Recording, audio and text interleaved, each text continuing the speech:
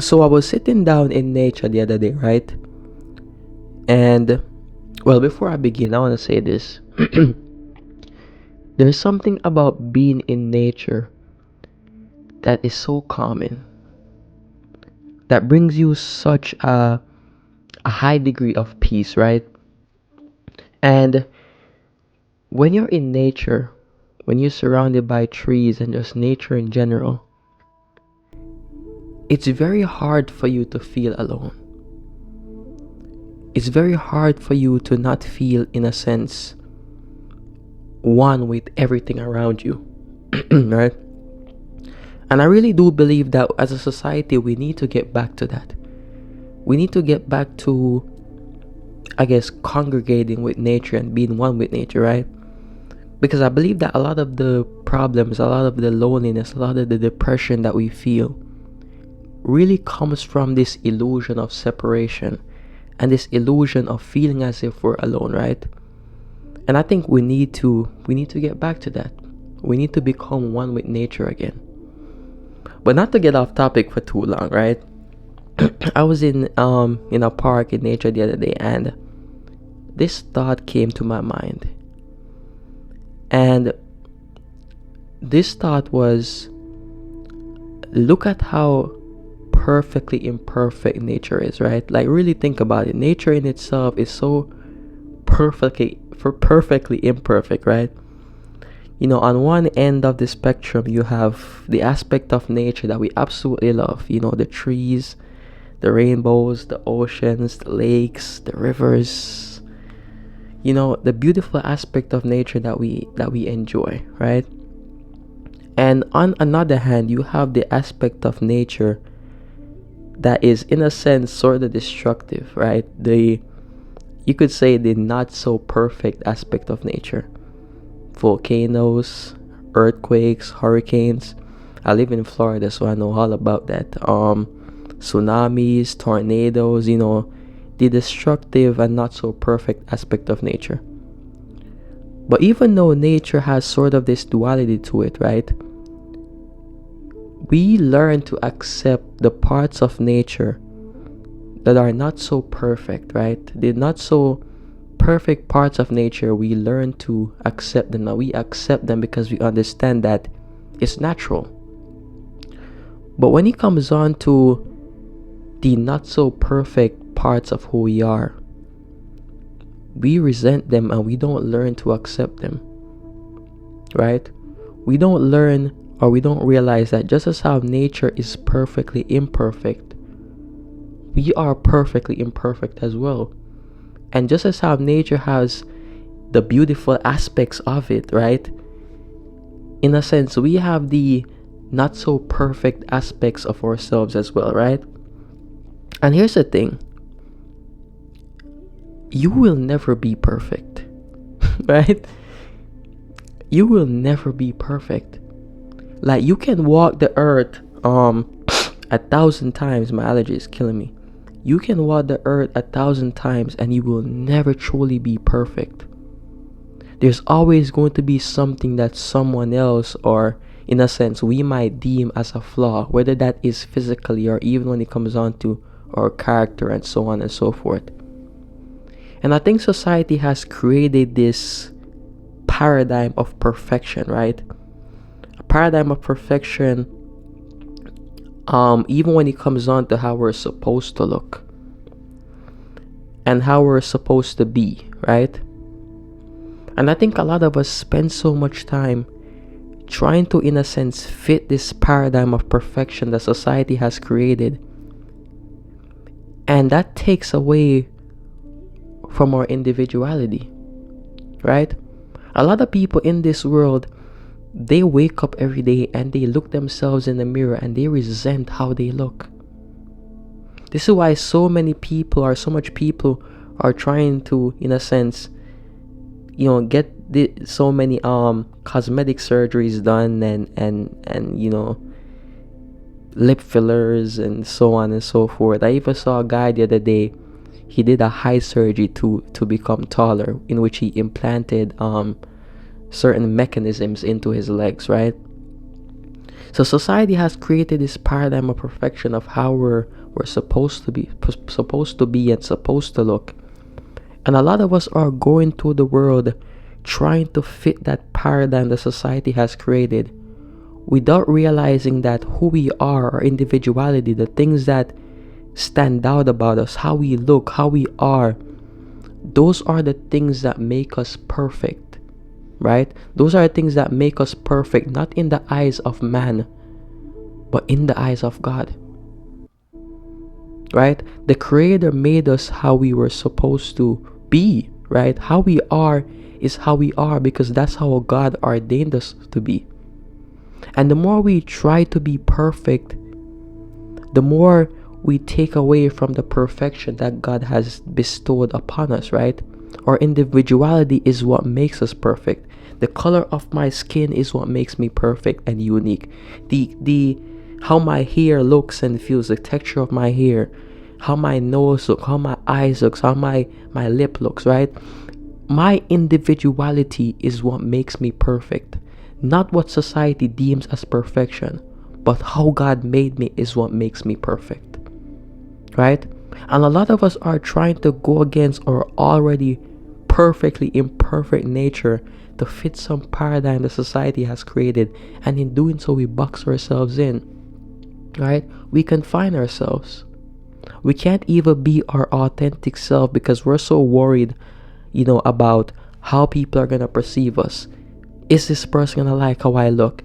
Is this person gonna like how I act, right? We can't even be ourselves because we're so busy trying to fit this box that society confines us to.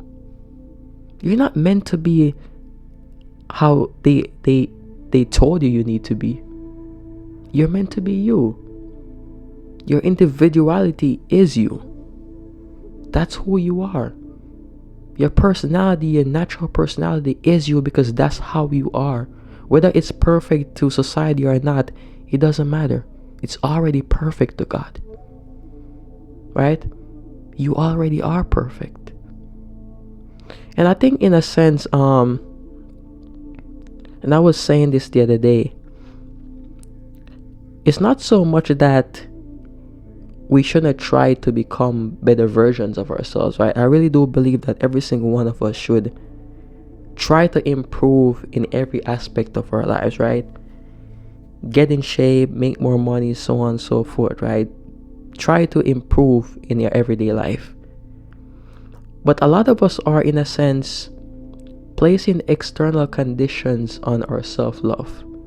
In the sense that we were saying to ourselves, when I get into this sort of shape, when I lose this amount of weight, when I make this certain amount of money, once I become this sort of this person that I perceive in my mind, that's when I'm going to start loving myself more, right? And this is not to say, like I said before, you shouldn't do these things, right? We should be striving towards these things. But I think it's important to give ourselves love right where we are. To give ourselves love while we're changing. To give ourselves love and validation while we're becoming, in a sense, the person that we want to become. I don't think there should be any conditions on our self-love. I think we should love ourselves despite how we look, despite how we are. Our self-love should be unconditional. It shouldn't have any conditions at all. Right? That's what true divine love is, and that's how God truly loves us. Even when you're working to become a better person, you're working to be more disciplined, you're working to become more compassionate, more empathetic, you can still, in a sense, love yourself while you're becoming those things, right? While you're becoming the person that you want to become. You can still do that, right? And I used to, in a sense, believe that I could not love myself as I was in this moment. I believe that once I became the person that I wanted to become, that's the moment I'm gonna start loving myself. And that was a fallacy. I realized that despite me changing, and the reality is that we're always going to keep changing. We're always going to keep improving, right? So If you're waiting for you to become someone that you imagine in your mind to start loving yourself, you're in a sense postponing a significant aspect of your life, because our lives truly begin at self-love, right? Self-love is the true beginning of our lives, because before that, we're not truly living at all, right? But I had this idea of perfection in my mind, right? This image of who I thought I needed to be, right? And in a sense, my perfectionism has affected my life so much. It has held me back so much, right? Funny story, I remember when I was in the ninth grade, right? And you know how they have sort of these teacher and student conference, right? In which a teacher just calls us up individuality, and she speaks to us about what we did right in the class and what we did wrong, so on and so forth. And I remember I was, and I don't say this out of ego, but I was the best student in that class. It was in math, right? In algebra. I was the best student in that class. And I was thinking in my mind the whole entire time, when she calls me, she's only gonna say good things about me, right? You know, why would she say anything bad about me? I was literally the perfect student. And I remember when she got to me, you know, she started speaking to me, it was only good things. And then at the end of the conversation, she said, but. She said, but. And I said, but. And then she looked me in the eyes and she said, you are a perfectionist, and that's going to affect you in the future. And at the moment, like I said, I was very young. You know, I was in the ninth grade. I didn't understand what she meant by that. Because in my mind, I'm like, how are you going to tell me being a perfectionist is a bad thing? Aren't we supposed to be perfect? Aren't we supposed to try to do things as perfectly as we should? Right? That's what I said in my mind, right? I'm like, what is she talking about? You know what I'm saying? She tripping, bro. You know? And as I got older, especially recently, I realized how much this perfectionism was holding my life back. Everything I did, I wanted to do it perfectly. I wanted to look perfectly. I wanted to, in a sense, not make any mistakes. I didn't want to seem as if I was embarrassing myself, right? I didn't want to be wrong. So many ways in which my idea of being perfect or trying to do things perfect was holding me back. Even sometimes when I film these videos, right? And I make certain mistakes when I speak or whatever. When I'm editing these videos, I'm like, damn, like I missed a word right there, or I said a word wrong right there, right?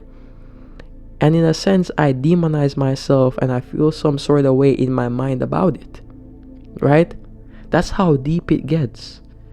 And I think oftentimes we see our flaws even more than other people see our flaws. We are our greatest critics. No one criticizes us more than we do ourselves. Like, we really do. Right? We'll wake up in the mirror and we'll see a pimple, a small pimple on our foreheads. And we spend the entire day, in a sense, demonizing ourselves in our minds, telling ourselves how unattractive we are that day. And in our minds, everyone else in the world sees the pimple. When in actuality, no one sees the pimple but us. Right? No one even recognizes that you woke up with a pimple. But you spend the entire day, right, belittling yourself, telling yourself how unattractive you are. And you really and truly, you're the only one that notices it. That's how deep this idea of being perfect gets. It's one of the things that takes away from our happiness and peace, because we're always trying to fit this idea of perfection. You will never be perfect, right? Why would you even want to be? Really think about it. Why would you want to be perfect? Right? I think we should strive to be as good as we can be. But knowing that there's always something for you to improve on is what makes this life experience so beautiful. Right? Even how you look physically. Embracing how you look physically is truly what we're all supposed to do. Every single person is truly an expression of God. How we look is how we were meant to look, despite our skin color, despite our hair color, despite how tall or short we are.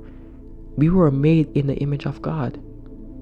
So to belittle yourself about not looking perfect in the eyes of society, you are in a sense saying that God made a mistake. And God didn't make any mistakes. You are as you are. You're perfectly fine.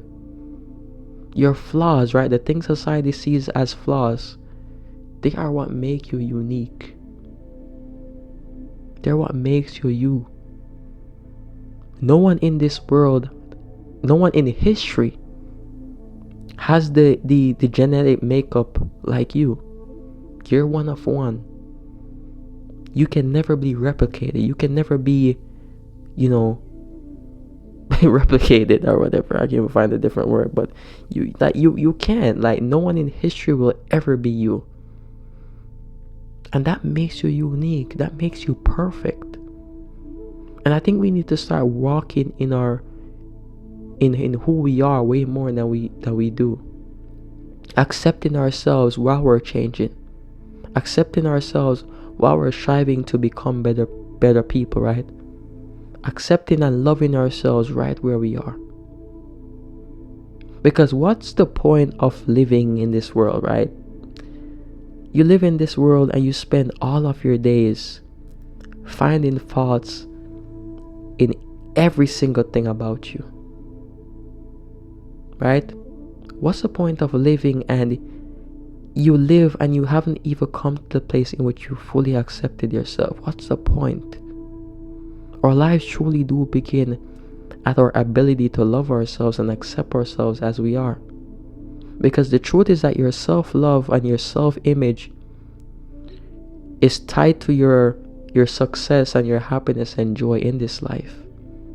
A lot of us are afraid to go after the things that we want in this life because we don't feel good enough in ourselves. We don't think we're attractive enough. We don't think we're funny enough. We don't think our personality is enough, right? And that's why we sort of limit and confine ourselves, and we don't, in a sense, give ourselves the chance to have what we want in this world.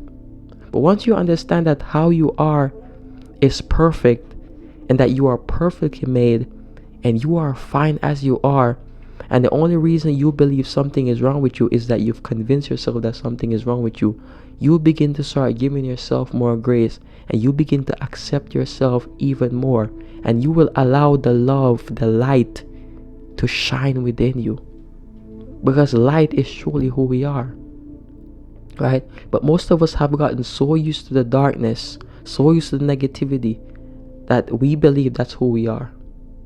But that's false. You are perfect. And starting today, you can begin to walk in that perfection. Not perfection as society defines it, but perfection in the eyes of God. Because to God, in God's eyes, you are perfect. So begin to see yourself as perfect. Right? So, thank you guys for watching. Thank you for being here with me. And I really do enjoy making these videos. I'm telling you, like, when you're so into something that you lose, I guess, track of yourself. You lose yourself in it. That's how I feel when I make these videos. And I really believe that we need to, in a sense, find the thing that we love. Find the thing that we enjoy doing, right? And stick to it. Stick to it and just enjoy the process of doing it. Because we all have a gift, and we all have something that we're meant to give to the world. Right? So thank you guys for watching. Once again, thank you for being here with me. And I'll see y'all in the next one. Peace and blessings.